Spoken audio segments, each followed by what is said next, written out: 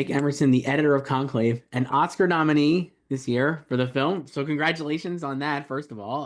What an honor. I guess how does it feel even now, a few weeks later, to be an Oscar nominee this year for this film? It feels absolutely incredible and wonderful and very surreal as well. I think for about 2 days afterwards, I was walking around bumping into things and just in a daze. But I'm thrilled and I'm just I'm because I'm so proud of the film and the work that we all put into it. That to have that recognition is, I mean, it's just wonderful. Yeah, I'm so delighted. The movie is obviously struck a chord. I think with people, it feels like very like when I talk to people about it, and they are all like, it's like, oh, it's like the movie, the kind of movie they used to make and stuff like that. I know, like, I think a lot of like not inspirations, but obviously like it's owes a little bit to like those 70s thrillers and stuff that people really liked. And I guess for you as an editor, but it kind of like subverts that, obviously, right? Because of the way it's written and the way it's so I guess for you, like how did you approach just broadly from like that 30,000 foot view of like, like kind of maybe referencing the tone of those classic films that people are like really love versus like making that work with this specific material, obviously, which I think you do really well. But how did you kind of generally approach it? Yeah, it's a good question, and it's actually, I mean, those films were something that Edward and I, when we first met on Zoom to talk about the project, was sort of a reference that we actually first sort of connected on. Um, we all loved those films and thought, it'd be amazing if we could aspire to that. But yeah, I mean, it's definitely, I mean, Edward wanted to shoot it and to edit that way, and when I say that way, I mean the rigor of it in terms of being able to, not revisit too many setups, within a scene so that you're really being very careful about which camera angle you cut to and also just not cutting very much.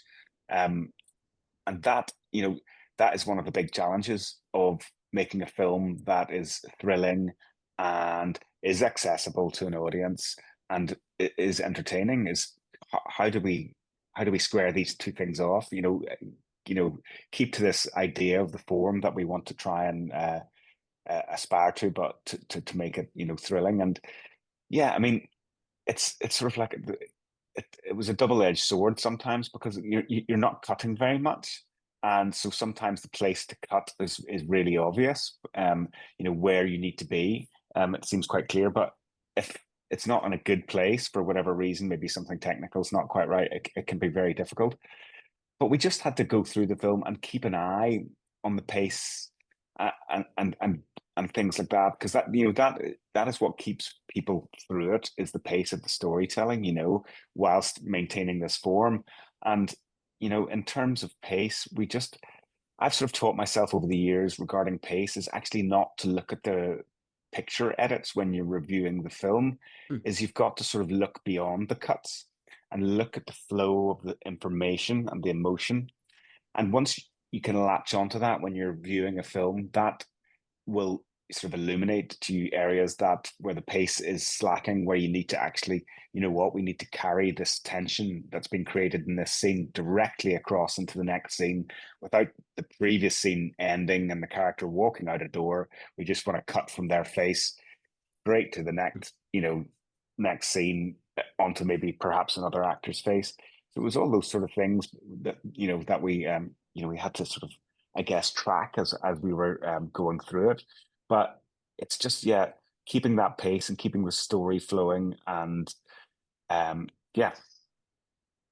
I want to ask you a couple. I like I really like this note. So I had like a bunch of notes. One of the things I think when I first saw it, and I think people initially were surprised. There's a lot. It's like there's a lot of humor in it too, right? And I Yeah. think like I guess for you as the editor, like making sure that humor was coming through without it obviously tilt because I think there's a world where this tilts into like being silly, right? Like the same prep, you know what I mean? Like so you keep it very disciplined, but also allowing it to be like funny for adults. I guess that was kind of like what I wrote. Like I guess like how did you kind of do that and keep that balance? So it's like that is coming through, but it's not the focus, obviously. Well, I think the main thing about it is that we knew we wanted to keep it largely inside Cardinal Lawrence's point of view. And I think that's the key to it all, Okay. is that when you keep it inside his point of view, you know, you can sort of experience those pieces of humor and, and because you're sort of very in tune with his particular situation and all, I guess, all the obstacles that are put in his place. And he has this. I describe him as this sort of reluctant detective. So all these obstacles and things are sort of getting in his way, and there is humor in that. And then there's also, I mean, I think that also the humor is just it's people laughing at the hypocrisy of the character's behavior. That they're supposed to be very upstanding people, and in this institution, and obviously they've all got skeletons in their closet. But and certainly in editing, the tone of a film is obviously really important, and sometimes the temptation is to actually really iron out all the humor in a serious drama, and it is just a balancing act of looking and seeing which bits work and which bits feel earned. And I think that there's humor in the darkest of situations. So I think it's not necessary. Yes, you could flatten it all out and you've got a tonally sort of consistent piece, but it's just about managing those.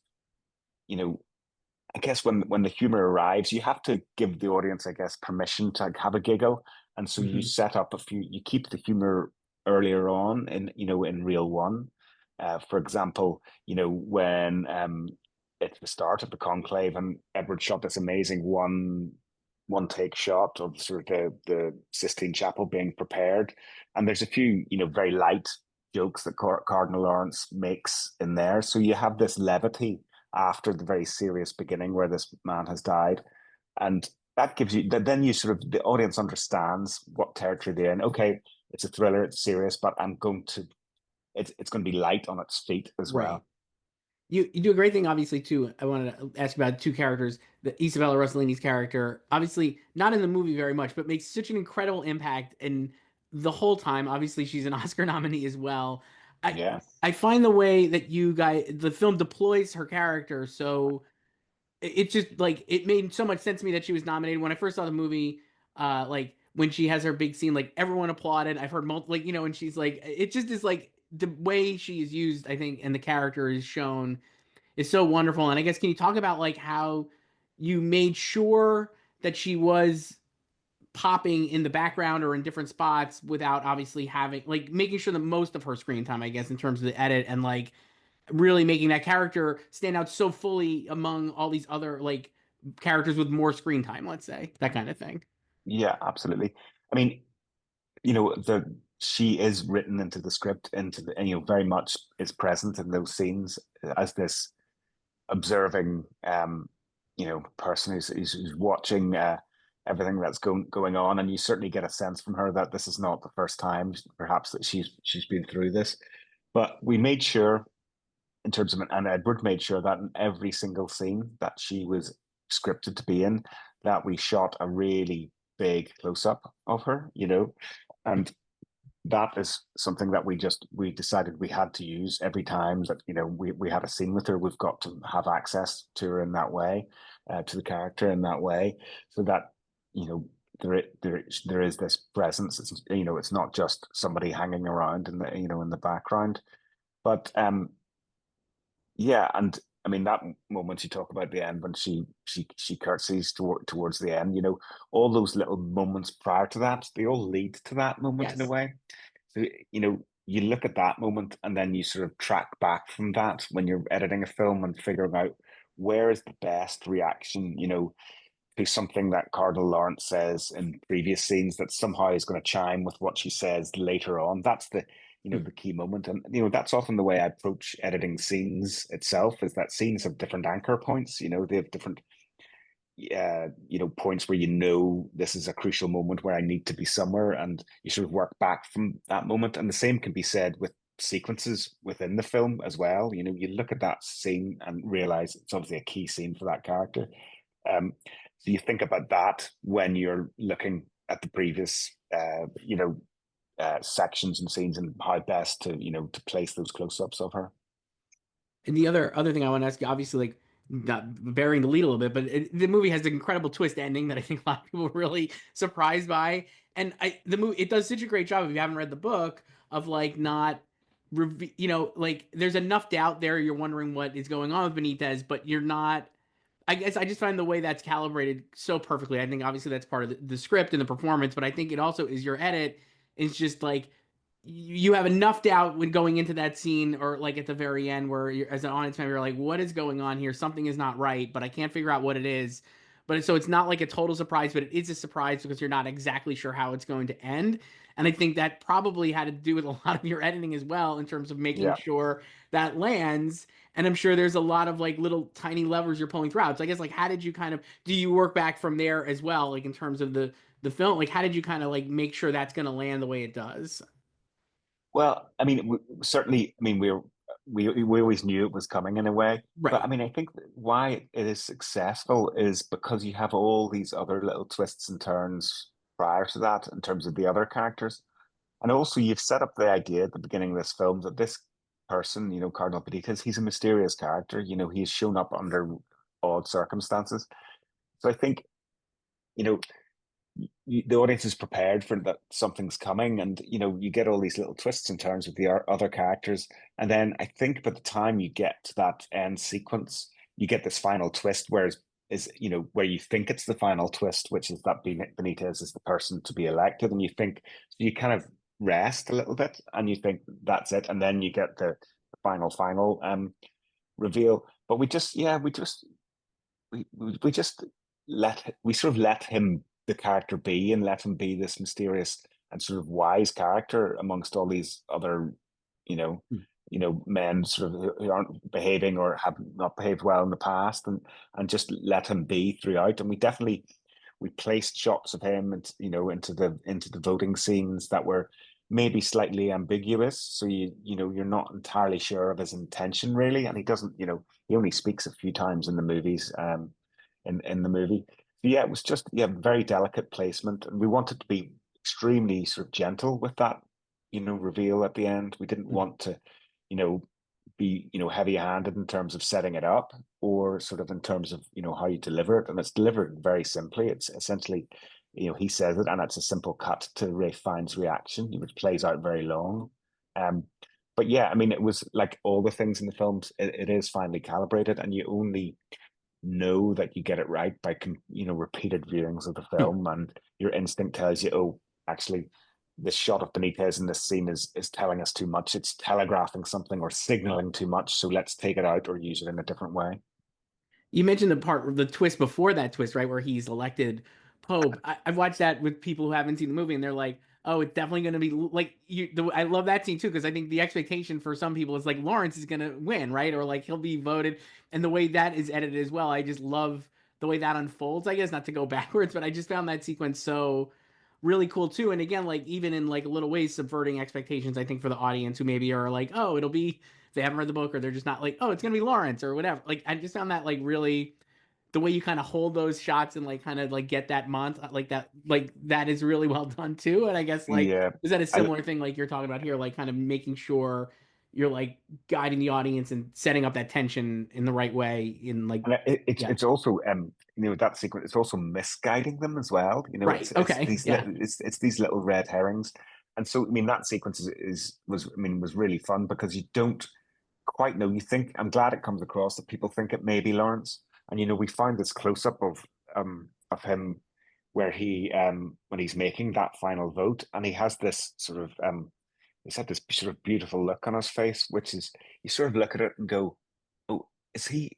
Is it going to be him? And then you're immediately away into the rest of the voting, and then obviously at the end of that sequence, we very deliberately withheld a shot of Lawrence right until the very end, Yeah. so that you see everybody stand up and clap, and you're like, okay, well, who are they clapping? And then, okay, it's not Lawrence. Finally, you see that, and then you see Benitez. So yeah, I mean, it's classic sort of just withholding information until the last possible minute.